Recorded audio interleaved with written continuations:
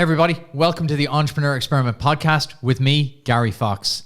The Entrepreneur Experiment shares the secrets and systems world-class founders use to master their business, their body, and their brain.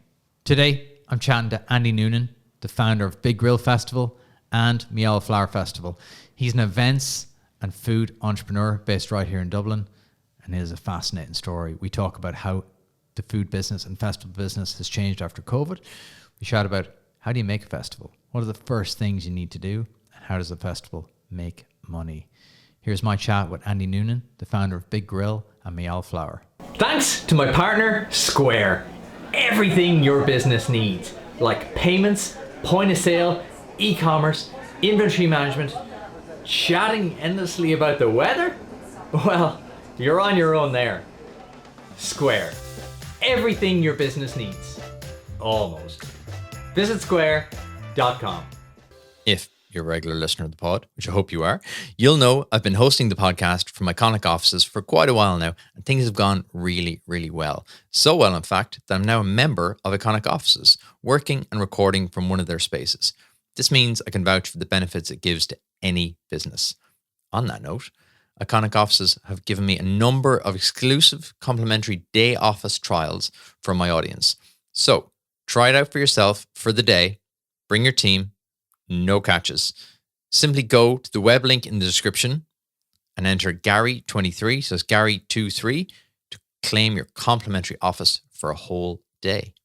It's a pretty fantastic offer. Thank you, Iconic Offices. One of the most frequent questions I get asked on this podcast is, where do I find a mentor? And I've never fully had the answer, but now I do. Introducing Mentors Work, a fully funded mentoring program designed to help your business thrive, brought to you by the Small Firms Association in partnership with SkillNet Ireland.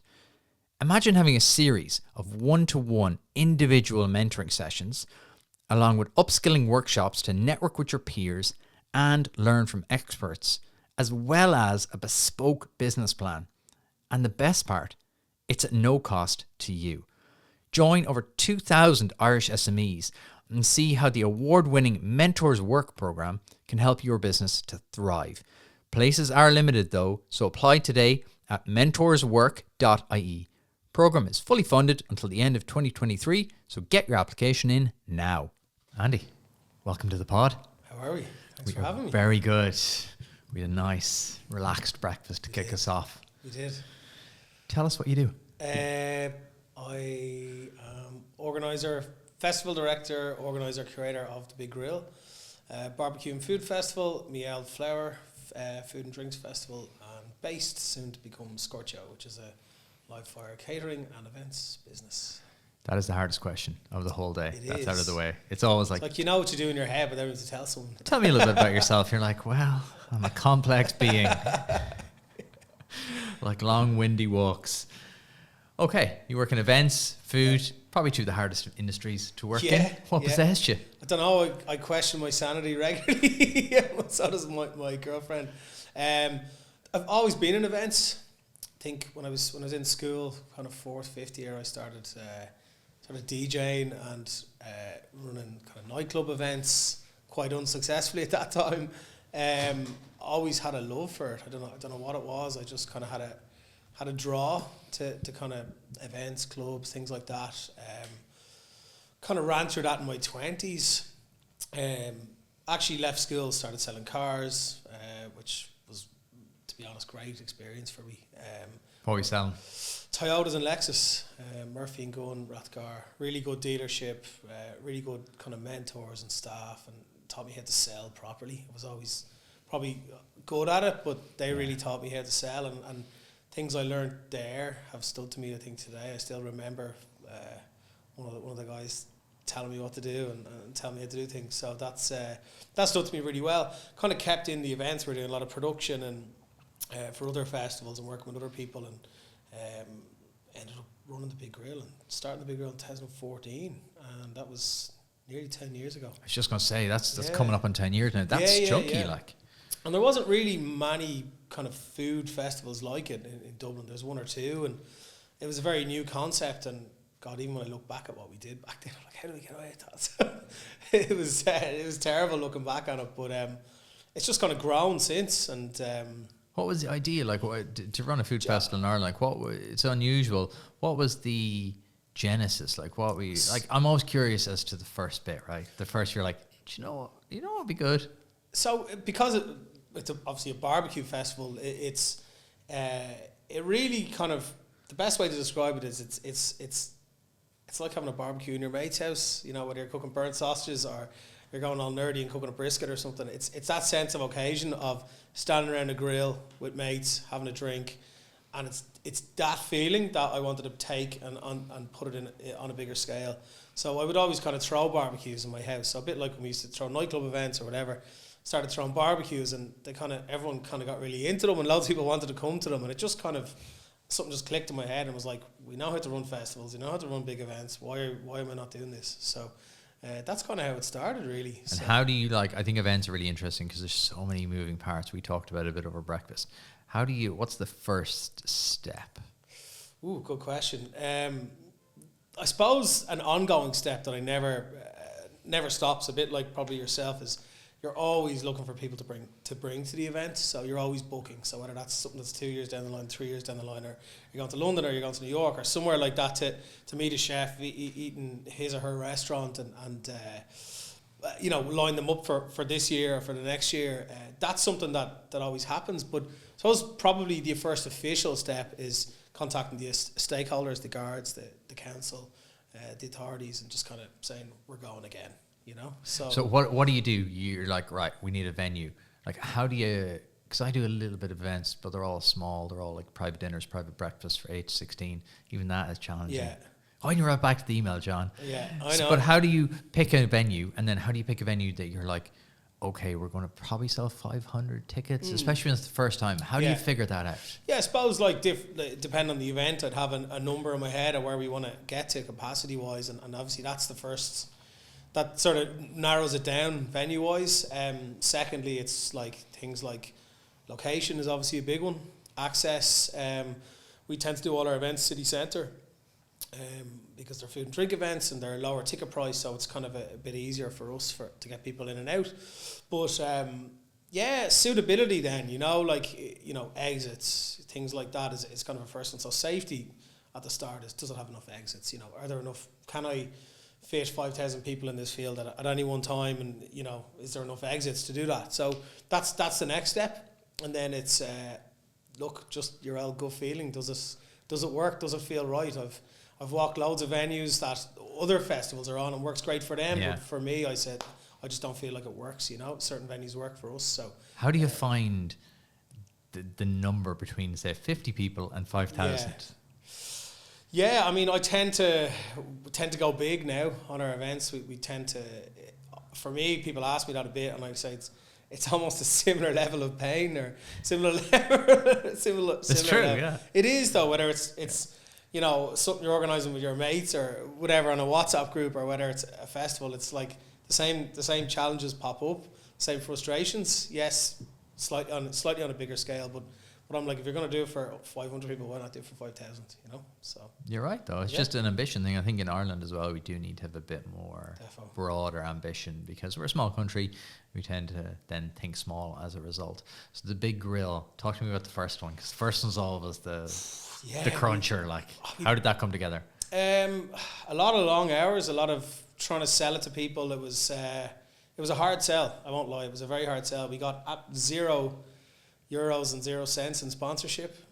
Tickets ended up actually selling well enough for it in the end, but trying to convince restaurants and chefs to come and cook at your event and trade at your event when you didn't have a history doing it, you know, it was hard. And even I think the first year the guards they gave us a lot. They granted us the occasional license we use for selling alcohol at events, but they wouldn't allow us to sell spirits. So there's all those kind of challenges, which obviously hits revenue and hits sponsorship revenue. But it was.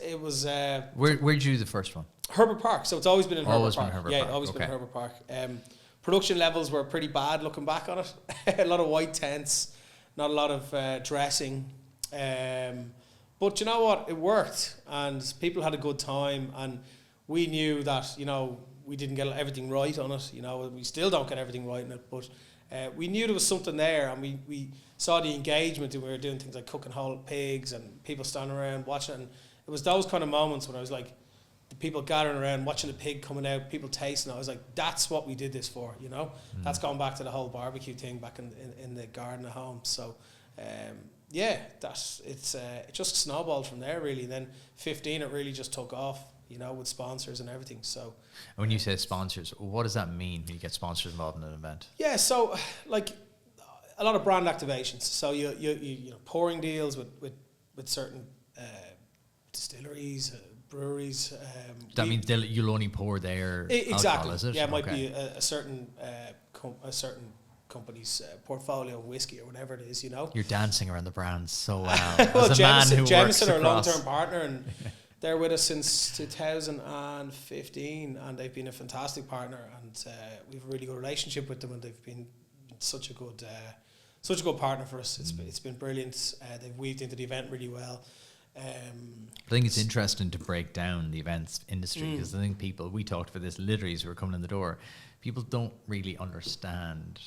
You kind of go, you have a good time, but you don't see the logistics. So I was dying to get you on and kind of break down the logistics, because I love getting behind the scenes in businesses and going, damn, did not know how that worked. Yeah, there you go. I mean, if you're going to put, let's say, 4,999 people in a field in Herbert Park, what do you need? Like, if you've that concentration of people, it's a small village, you know. Yeah. So it's like you need toilets for all those people, need enough power for all the vendors.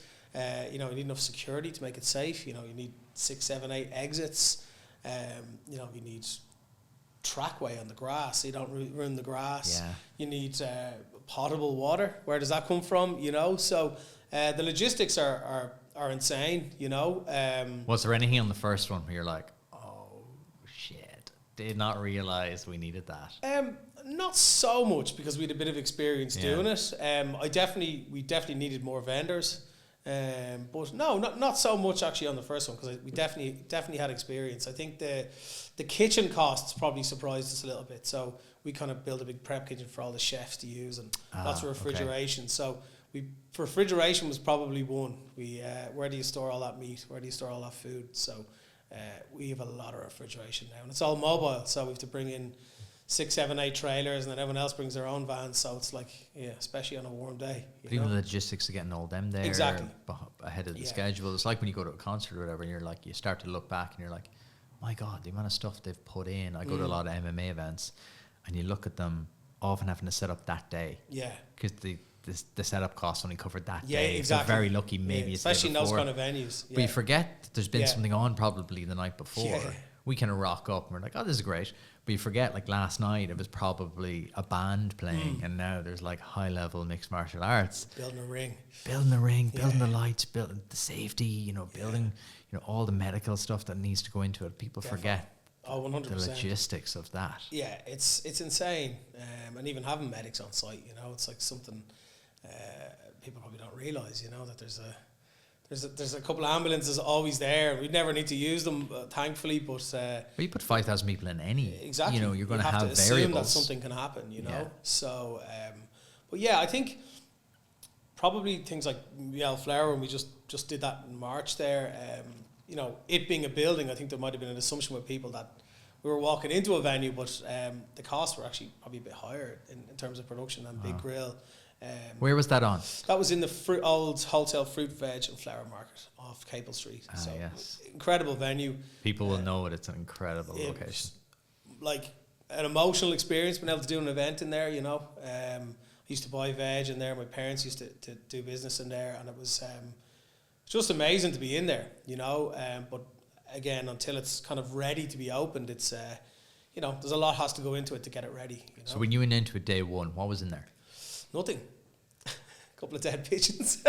Because I've walked past it. We used to have property up around there. Yeah. And I walked past it so many times. I always marveled at the beauty of the building. And then I used to like peep in. You'd be like, I wonder what's in there. There's nothing. It's just, it's empty. You know? So there's not even any toilets. There's no working. There's basic power for, you know, I think the council have a small cabin in there, and you know, for the cameras and stuff like that, and Wi-Fi. But apart from that, it's like we got to bring in power. got to bring in all the toilets again. Want to make the water potable so people can drink it and use it for cooking. Even like the ground is so uneven in there. You know, it's just Really? not. It's not a venue. It's not a purpose-built venue. Yeah. So you have to make it. You have to make it ready for that. You know, and if you're going to have that amount of people come through, it has to be safe. Number one, so you can't let one person through the door. Number one, 3,000 or 4,000. If it's not safe, obviously. So there's a lot to take it to that level, and I think it was a big challenge because it was a lot of unknowns for everybody. There was nothing on that scale that happened in there before. There'd been a couple of small events, so it was a learning curve for everyone, from us to the council to the fire officer to everyone, and it was a really great thing to work on because it I suppose Big Grill is on autopilot to a degree now. There are things we tweak every year, but we know it like the back of our hand, and it was a very very challenging experience, but very good for everyone involved. We're really happy we did it. How long between the first day of like going, do you know what would be cool, to actually walk on the day it opened? Probably didn't give it enough time for this. One of my team hate me for it, but I normally anything from 8 to 12 months out, I think we can pull one off, But by the time we got through all the delays with this one, we were 10, 12 weeks out, which was hard. So yeah. How did it start? Like, how did you go, oh, do you know what we'll do a festival in town because I'm always curious as to the genesis of where the first original idea comes from for doing it in that location and in that way. Yeah, I mean, I've always wanted to do something there. Just had it earmarked as an amazing venue. So you always walk around town scouting places, going, maybe there. Google Maps. I'm always on Google Maps, Google Earth, looking at venues.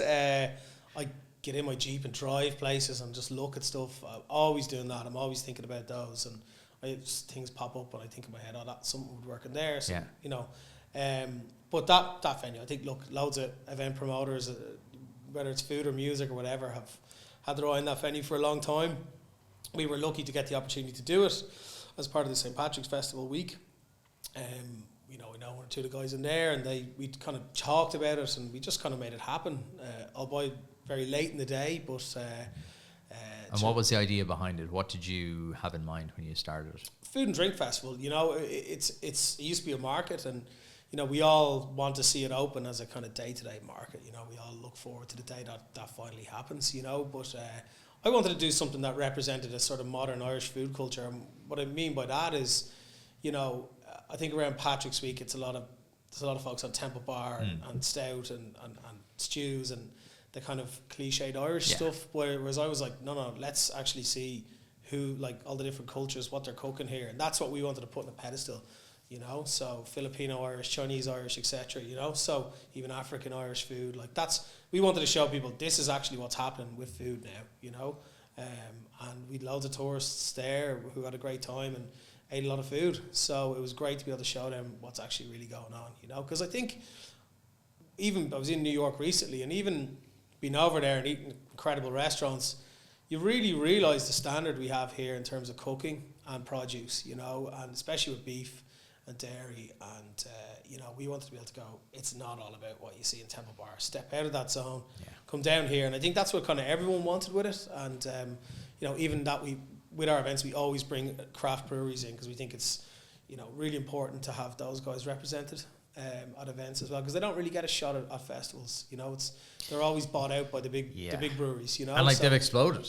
They've absolutely exploded. I live out near the Wicklow Wolf there, and the stuff that they're doing is unreal. And it's not easy because you're up against the big hitters who can sponsor a whole event. And they're buying out taps and pubs, and there's placement in retail, so it's a really hard thing to battle against. So, but it's part of our soul. I suppose we started Big Grill with 10 craft breweries, grew to 20, and we've kind of kept it at 20 for every year. Definitely. So. And that's from everything from ciders to mead to everything, so hard seltzers even. So it's great to see there's so much innovation in craft drinks in Ireland. So what's the hardest thing about putting on an event? Selling tickets. We always get there in the end, but it's the stress of it. The organisation stuff, depending on the event, can be tricky. The investment in staff, for relationships, like sponsor relationships and that, but definitely selling tickets and finding a new way to sell tickets every year and keep yourself relevant, I think, is definitely the hardest part. So what's working in 2023 for selling tickets? What's the channel you find that's working? Yeah, I think definitely experiences for us. So offering new experiences. So like we did do a new thing called Rancho Relaxo, which you did last year, which is kind of an upgraded area. We banned the words, the letters VIP in Big Grill. We always have. We famously don't have a guest list. You know, we never have a guest list. If anyone comes to the door and says they're on the list, we know they're lying because we don't have one. But why not? We just don't. It's if we'll send tickets out to people, but it's kind of not that type of event, I suppose. I don't mean that in a bad way. I mean it's a bit more inclusive. It's a barbecue. It's not segregated, I suppose. But the Rancho Relaxo, it's an upgraded experience. So you can. It's a lot of work buddies come and they buy a table. It's going to be 20, 30, or big companies might buy 100, 200 tickets. Okay. There's a private bar, and you can kind of I suppose have a different experience. A lot of gangs of mates after COVID bought them just to sit around at a table and have it guaranteed a table for the day or whatever. So that's worked quite well for us. Do another thing called Offside, which is like it's focused on the whole animal. So like it's a play on offal and it being kind of offside away from the madness of the festival. So you can go in and it's 25-person TP and you sit around a grill and it's quiet. There's no music. The grill is right in front of you. The chef just starts handing you food and you have a drink in a real glass, not a plastic glass, and a bit of cutlery, plate, and it's a real like. You're in the madness of a sold-out festival, and all of a sudden you're kind of in behind the trees and this TP, and it's like you're sitting in front of a chef and you're like just getting stuff straight from the grill. It's a really nice little experience. That's cool. So you're kind of you're flipping the idea of a festival on its head, whereby it used to be this big crush into a field, queuing for ages, queuing for the toilet, queuing for a burger. Yeah. Now you're flipping that, going, you're in a festival, but it's curated. I think that curated experience is really interesting. Definitely. Those kind of experiences for us are going really well. So they sell really well for us and the demand for them is quite high. So that's a big focus for us in 2023 is keeping those things fresh and adding more, and then also keeping our lineup fresh, I suppose, as well, and adding we've kind of added people to our we booked Ray Mears last year. You might remember Ray Mears off the TV, but someone said, what's he got to do with barbecue? I was like, well, nothing. But he's actually one of the reasons I one of the reasons I got into cooking over fire or being out in the outdoors fishing or shooting or whatever it is, and having that sort of want to cook something over a fire while I'm out and about a fish or whatever. And that's actually come from probably growing up watching him. So it kind of came full circle.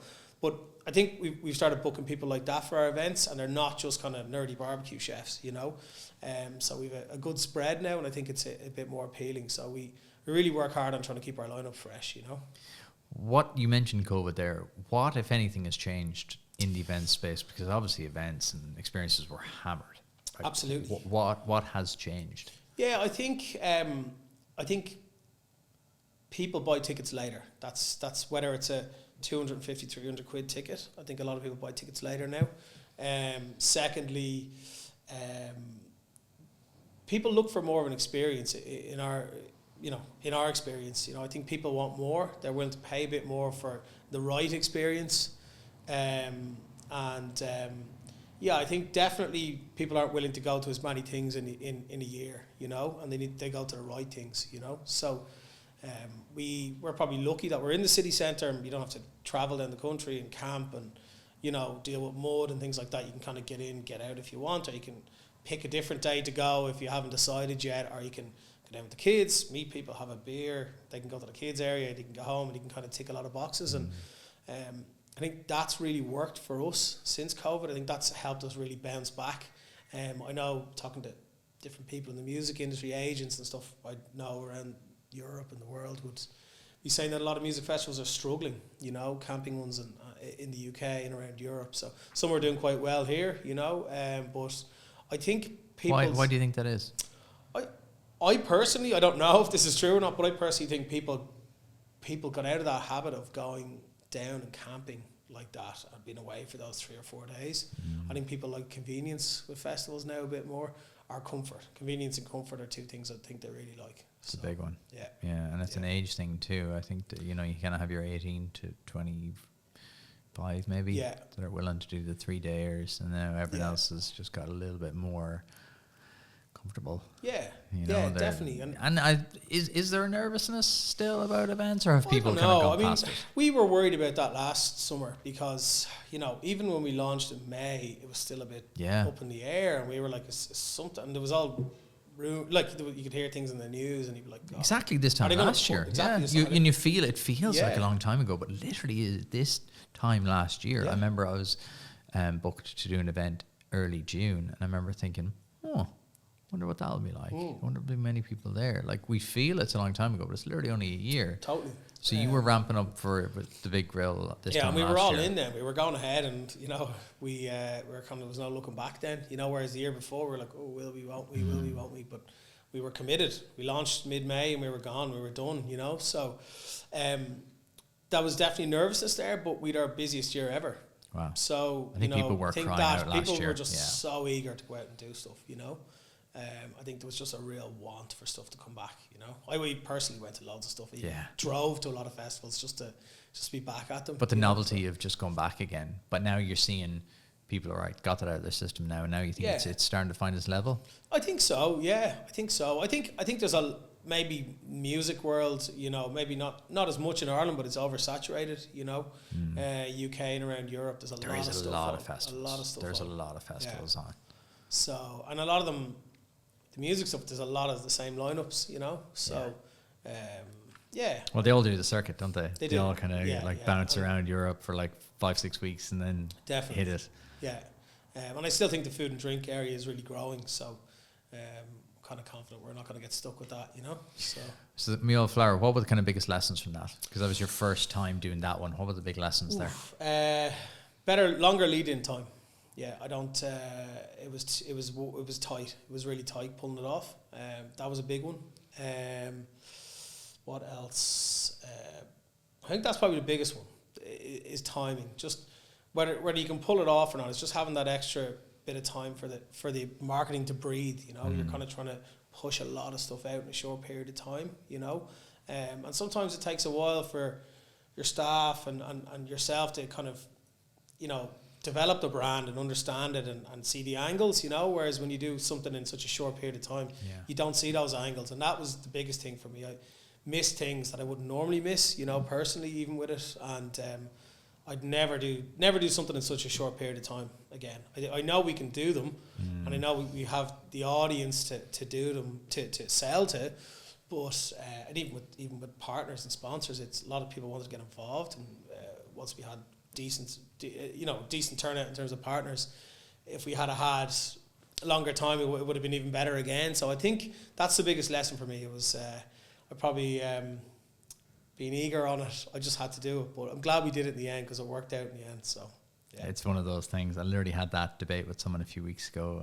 We're trying to get to the root cause of why we leave things to the last minute. Yeah. And he's like, is it because it always works out though? And I'm like, maybe. But Yeah. that's not the point. Definitely. It shouldn't have to be like a last minute scramble. But I think we do that as entrepreneurs. You kind of have it in you to go, go on, let's do it, because you're afraid. You know, a year goes by and then the opportunity goes by, and especially after you trying to get in there for so long. Yeah, exactly. And that's what we talked earlier on about momentum. And that was, I felt like there was momentum there, and I wanted to just capitalize on that and go for it, you know. Momentum is one of the biggest power drivers in business. How do you generate that? Yeah, good question. Social media, I suppose, is a big one for us. Like a good example is we normally would release, you know, our lineup in mid-May on one big poster, and then we'd have, you know, smaller announcements over the summer. But you know, as there's so much noise in the space, I decided this year we'll release our first 25 names first, and we'll do a poster for it. We'll still do the poster, but we're gonna have a couple of bigger announcements throughout the summer, and we're gonna drip feed it a bit more. And for me, that's me looking back at last year and seeing how many people struggled with ticket sales, and going, right, well, that's just giving us a bit more of a chance to build more momentum or keep catching people again, you know. So you do the poster style for like a music festival. Of course, yeah, totally. I love that. And that's how we used to run our club nights, and you know, whatever with music festivals. That's for us, that's the only way to announce it. But it's pattern recognition, isn't totally. it? Then you go, I understand this, and you look at the big names at the top, and Yeah. you scan through, and then you're like, okay, I get that. Yeah. But then we start arguing with each other and going, does anyone even read all the names on it? Because like these people all mean something to us, but then we're like, does anyone know who this guy from America is, or this woman from Bristol who cooks or whatever? It's just like, But you're right though, and it's something I had to get over with the podcast as well. I would like, oh, blah, and I'd burst it all out, and then it'd be dead silence, and I'm like, oh no, it's not working. Yeah. It's not working. You start second guessing yourself. Whereas when I came to the realization, A, no one gives a shit about you. No one cares about what your post is. No one cares about what you're doing. Yep. B, probably didn't see it. The algorithms and stuff are so wild now. Probably didn't see it. And C, post it again and again and again and again. And you know what? On the fifth time, someone will go, are you doing some kind of podcasting? Yeah. Did I see something there you're doing? Exactly, right? Yeah. And once I got over that, I was like, just keep hammering it. Yeah. And someone said, I was at a conference last week in Belfast, and the chap that was I was chatting to him. He's a great e-commerce business and lovely brand. And he was showing me his Instagram was all very polished, and he was like, I just don't like putting myself on camera. I was like, why not? And he goes, I just feel uncomfortable. He goes, but they do the best. I was like, well, why not do more of them? Yeah. He's like, and he asked me then about the podcast, about putting yourself out there, and I was like, if someone said to me, you'll get to 10 million downloads, I would do anything. Yeah. No matter what it is. And whenever I feel that squeamishness about doing a post or doing a story, I'm go, 10 million downloads, Gary.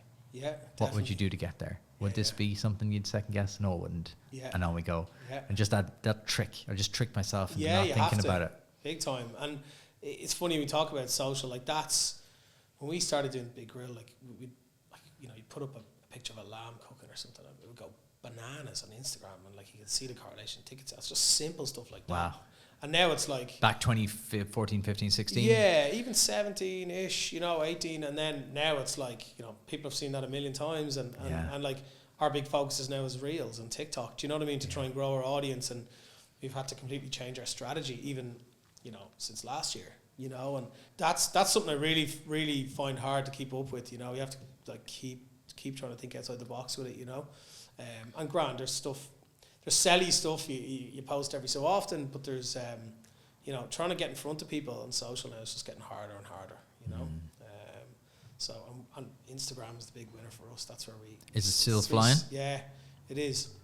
It's harder to do, but that's still where we sell most of our tickets. So. Yeah. Okay, so Instagram is still a powerful tool for you, Definitely. because I think this is interesting. Because there's a lot of noise. People are like, oh, Instagram is dead. Oh, Twitter's dead. TikTok's dead. But it's good to actually speak to people who are actually out there doing things that actually, Instagram results in net sales for us. So Instagram for you still drops people to the bottom line. Definitely, 100%. Yeah. And within that, then, is that video content, Reels? What is that? Yeah. Reels now. Reels kind of brings us new business, I suppose, and mainly stories and posts really just drive traffic for us. You have such a visual product. Yeah, exactly. That's the thing. It must be magic. Do you have to?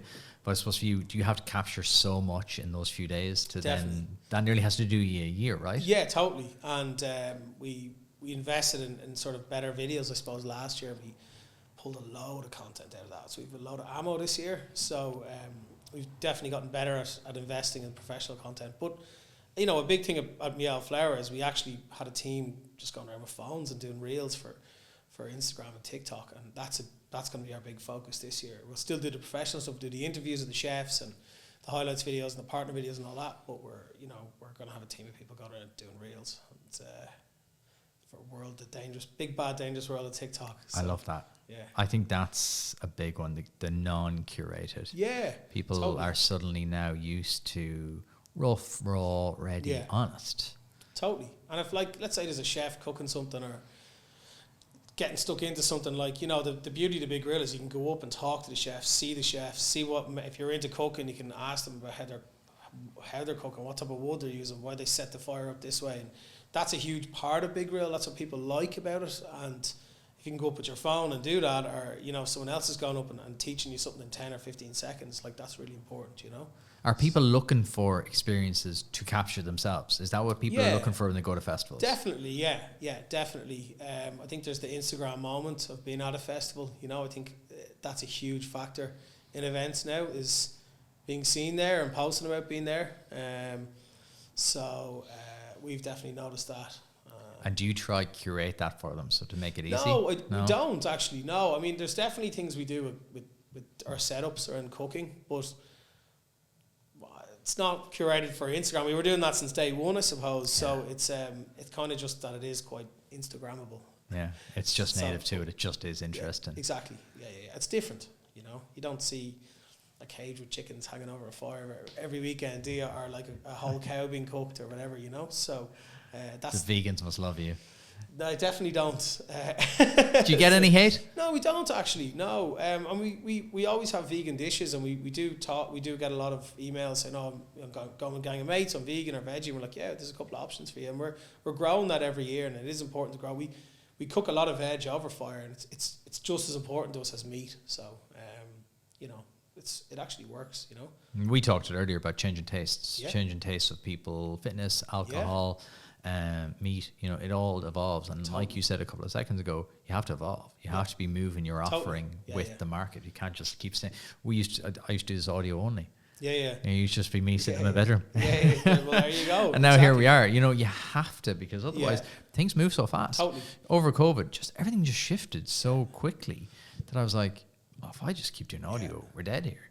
A big thing we noticed actually from COVID, which is interesting, is I think people's knowledge of cooking and food and ingredients, it totally changed that landscape. I think people are way more knowledgeable on chefs, on ingredients, on cooking methods. Everyone's a bit of a home cook now. Everyone's makes their own cocktails, whatever.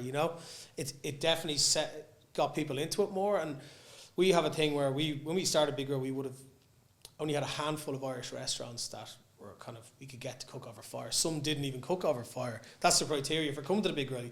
You got to cook your food over a live fire, whether it's charcoal or wood. And we didn't have the selection, and now we're at the point where there's so many Irish restaurants doing it that we're spoiled for choice. But we started bringing in international chefs from all around the world to cook over fire, and we would set up our own restaurant units. But we found in the early years that everyone would gravitate towards the brands they knew, the Irish brands. But now it's the other way around, where people are coming, they know about the chefs, they research the dishes, they see what they're cooking, and they come, and they're so busy now. And we've seen such a change in that since COVID. Last year was insane. Why did people get so into food over COVID? What else could you do? Eat and drink. And also, all you could do is eat, drink, and order things, couldn't you, really?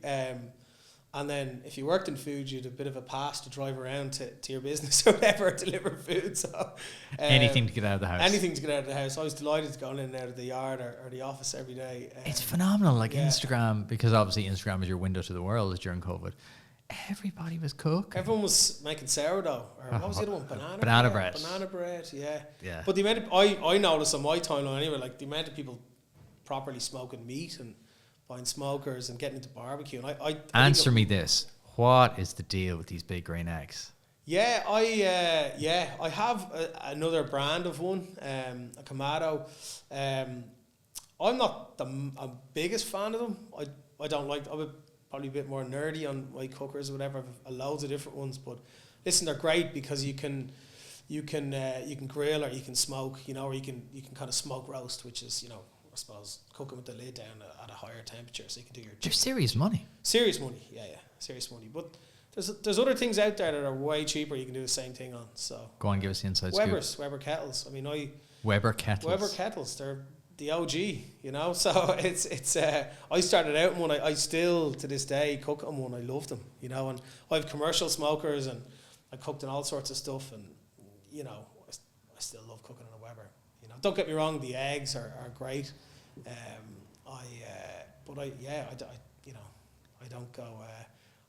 think Weber kettles are perfect, So keep it simple until you learn. We're learning about business and we're learning about having fun. Yeah. Podcast gives you it all. Exactly. What trends are you watching? What are you mentioned various trends there that are coming down the line. What trends are you watching in food and drinks? Yeah, TikTok is a big one. Cooking videos on TikTok and how they're shot and it's just all people in their kitchen or people in their back garden and again, kind of rough and ready, that's something I look at a lot, and I'm amazed how big some of these people have gotten. It's insane. And then cooking over fire, like I watch that a lot because it's just growing and growing and growing. Nearly every Michelin star restaurant or fancy restaurant has a charcoal grill now, but like 5, 6, 7, 8 years ago, that wasn't the case at all. So yeah, so cooking over fire is a big one. It's really grown, but people barbecuing is one I watch a lot. Like it's just getting bigger and bigger, and you can see the butchers are starting to sell rubs and sauces now, and charcoal and wood chunks. And I know Barry really from Kerrigan's, and they've really expanded their offer. Yeah. And like he's good on Instagram. In fairness, he's always showing kind of like his smoker, and he was at Wellfest and stuff. Yeah. But they've expanded way into that range. Totally. And they're now he's a very smart guy, so he's always kind of looking at trends, and he's moving towards the barbecue thing, and the rubs and the smokers and the sauces and all that kind of stuff. Yeah. No, it's getting really big, and we saw that was really big in the UK in 14, 15. We were kind of, when is it really gonna turn here? And obviously in America it's on another level.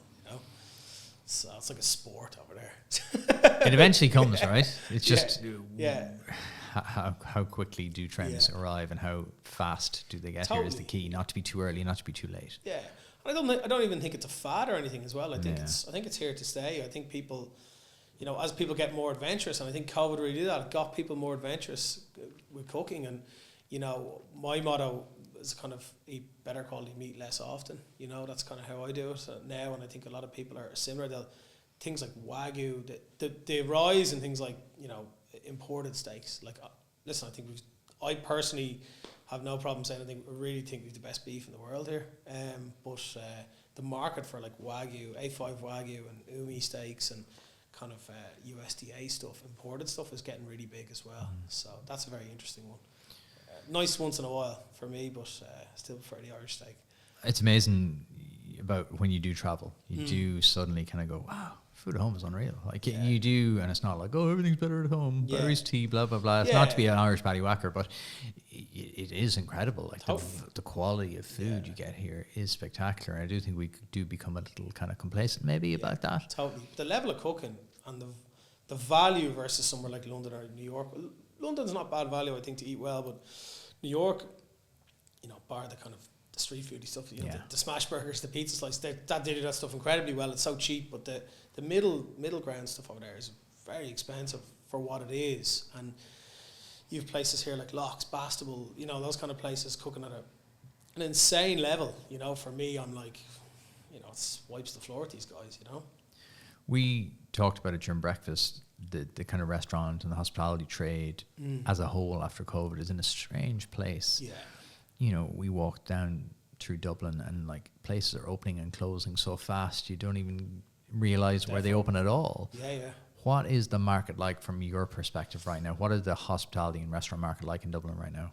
Staff is a big issue still. I think it's a big issue across the board in a lot of industries, but really hard to find staff at the moment, and really hard to find staff with, I suppose, the adequate level of training, or skill level. So, is that because people have left the industry, or what? Yeah, it is. I think COVID made a lot of chefs realise that what they were doing was unsustainable. Which in a way it is, but a lot of restaurants are going to 40 hours a week now, which sounds bad, but like that's chefs used to do insane hours. So. I think a lot of people left the industry, or they went to kind of contract catering companies where they could do a bit of a 9 to 5, or people got used to having weekends, and when you work in hospitality you definitely don't have a weekend. I was chatting with one of the girls in the Wicklow Wolf yesterday, and she left hospitality to go work there. It's still hospitality, but they're very different hours. They close at 7, and she's like, I realised after COVID I could never go back, because I got used to working in a very nice, enjoyable place. Like, she was telling me some of the stories about having to deal with people as a barmaid, and it was just horrific.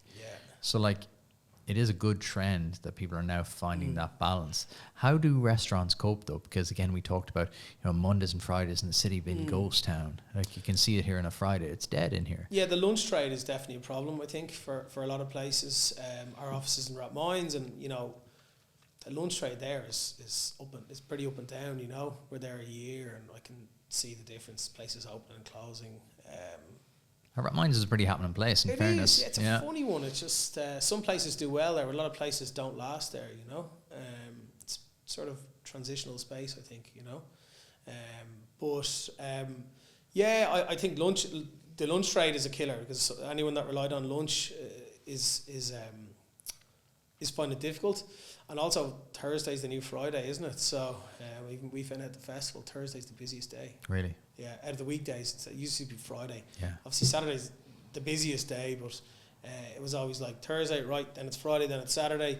But now it's like Thursday is bonkers. It's wild, isn't it? Yeah.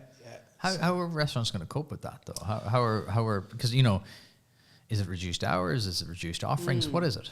Yeah, I think price increases, but probably like more set menus. I think more kind of guaranteed spend with people. I think like drinks and wine are going up. That's the margin, and I think it will kind of weed out. I think it's probably a bit oversaturated for a while, and I think we'll probably see a bit of a balancing on that. So it's a strange one, because people are starting to get more cost conscious now. Yeah. At a time when it's getting harder to make a living in shops and restaurants. So it's a real odd space at the minute. It is, yeah. And it's like, how much can you keep putting a stake up, before someone says, I'm not paying that, Yeah. Massively. That's the big question, it's how, because food costs are going up all the time. I still get the text off the wholesaler every week with the prices, and I'm just looking at some of the stuff going, what the hell, price of butter, it's like, where does it stop, Because there's now a massive gulf between what you're saying there is that people found, it's kind of okay to have good crack at home. Yeah. It's okay and people have invested in home spaces. Yeah. People now have cool places at home. It's not like a case of, my garden's an absolute kip. And then delivery apps have changed that as well, because people can get, let's say even if they want to go for something like a bowl of wings or whatever, that's easily delivered to your house, isn't it? So I think that has an effect on it as well. It'll definitely go, I think anyway, it'll go more towards the experience side of things, whereby if you're going out, it's something you can't get at home. Exactly. Because it's kind of like a perfect storm. You've kind of talked about them there. People's cooking skills have got better. Yeah. Quality and access to stuff has got better. People's equipment's got better. Yeah. So the gulf between, you just go out for a steak and you're like, oh my God. Sometimes you just want to be looked after though, don't you? And the value, never underestimate the value of good service, whether you're eating a burger or a Michelin star meal. It's just, sometimes you want to just dump yourself somewhere, have a drink, get a glass of wine poured for you or whatever, have a beer, and someone looks after you for an hour or two, Yeah. So it's where do you find your place in that offering? What is it? Are you the comfortable place that someone comes twice a week, or are you that place someone goes once a month when it's a really good experience? Yeah, it's a special experience. Totally. And you want that. You want that thing that's different. We went to a hotel last week, had an outside pool, heated outside pool overlooking the lake. That was cool, man. And that was different. Yeah. Because again, in Ireland, the amount of messages I got on Instagram going, "Are you on holidays?" And I was like, "No, I'm just in Athlone."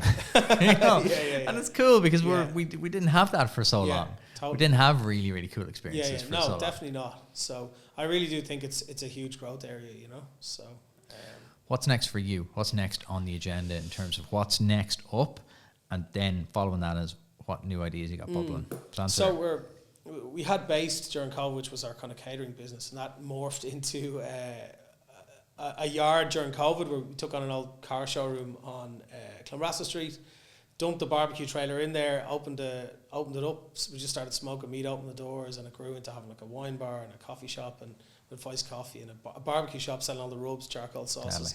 And we were supposed to move into a new venue, and we after a lot of jigs and reels, we pulled out of that after a year, and Baste is now going to become, I suppose, our Scorchio, which is the name of the new brand, and that's going to be the mother company for everything we do. So it'll be presenting all our festivals, and we're working on a talent agency for kind of chefs and hospitality people. So connecting the dots between events, brands, and chefs and hospitality people, you know.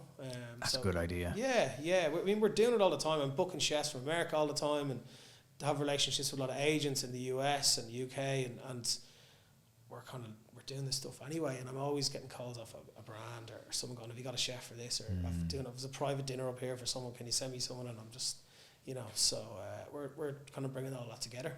That's a really good idea. Chefs, I suppose, a brand rings them up, you know, like, and goes, "Oh, do you want to do a video first?" And they've no idea what to charge, you know. So they've no idea how to handle it or what a contract looks like, or they don't have time to deal with an agency or whatever. So we're going to take all that over for some people and start with a small pool of people we know and grow it hopefully and go international with it. So and we're going to we have another lot of series of pop-ups and smaller events in a couple of venues coming up as well. So, but the big one, the big focus is Big Grill. So I love that. That's a great idea, because I know Owen Sheehan, the chef from Limerick there, and he's incredible at managing his brand. Yeah. He's into so many things, but he's young and he's smart and he's savvy. Whereas there must be loads of people like that in the industry who just don't have the time really to go out and market themselves, to go out and, like, you know, create the content that gets them the deals, and then they get the deal and they're like, "Oh, how do I charge this deal?" And there's 50 emails going back and forth to the agency. Exactly. So for you to cut that out, that's clever, and it ties into the trends we talked about already. Totally, exactly. And you know, food is the new rock and roll, you know, so that's how we see it.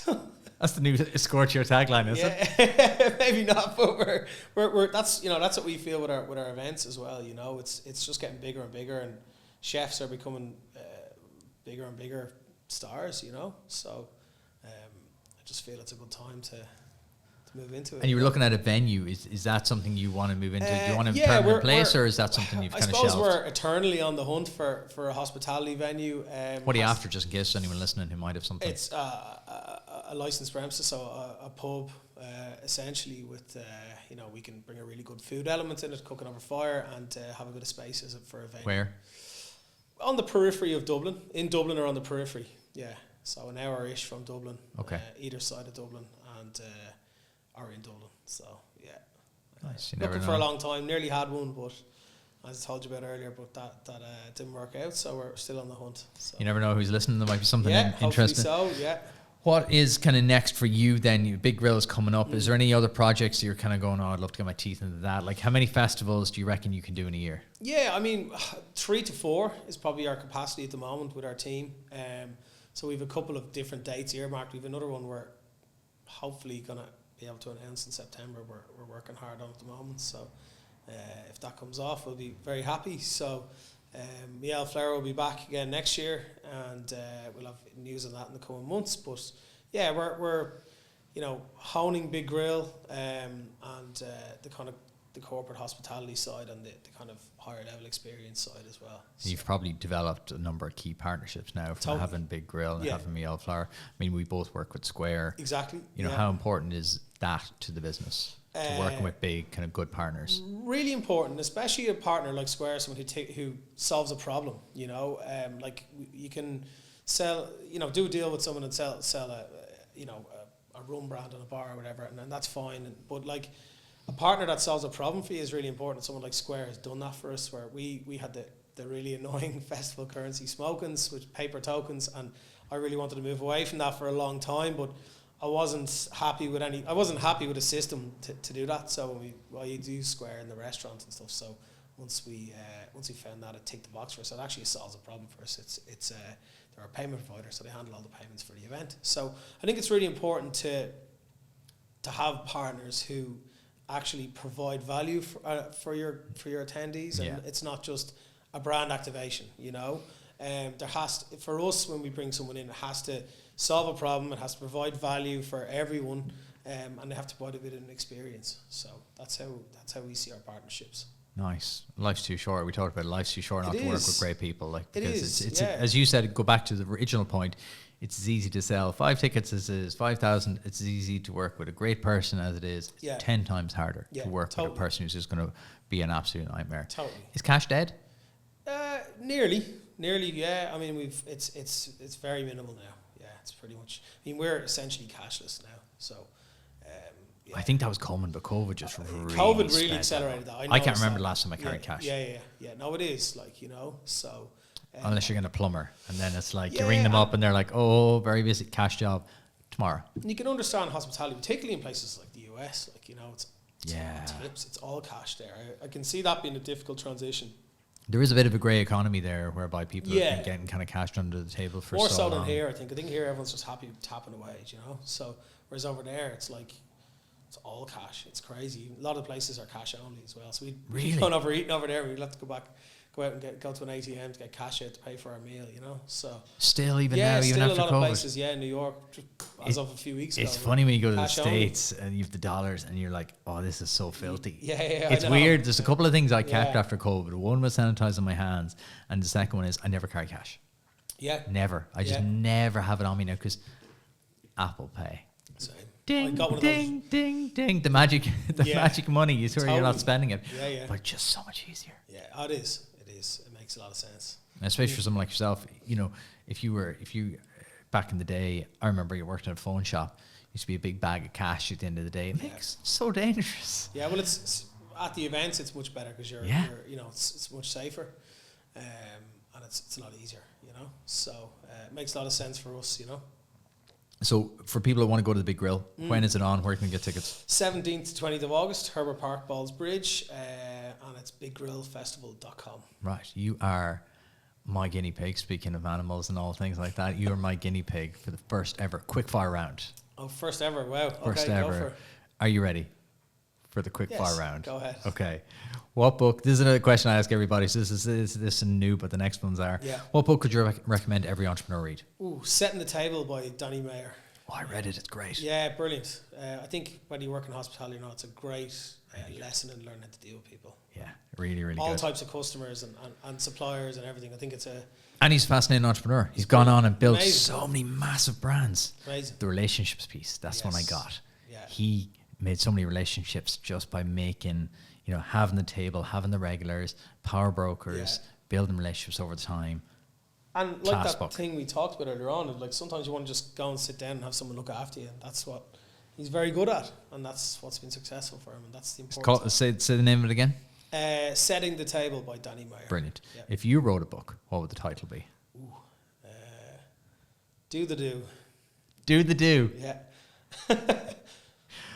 What have you sacrificed to achieve your success? Ooh, probably buying a house in the early years and regretting it now, trying to buy one.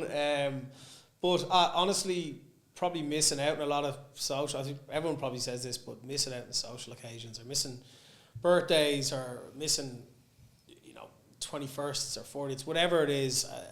That, and then during COVID, having to work literally 7 days a week to keep our heads above water with the barbecue yards.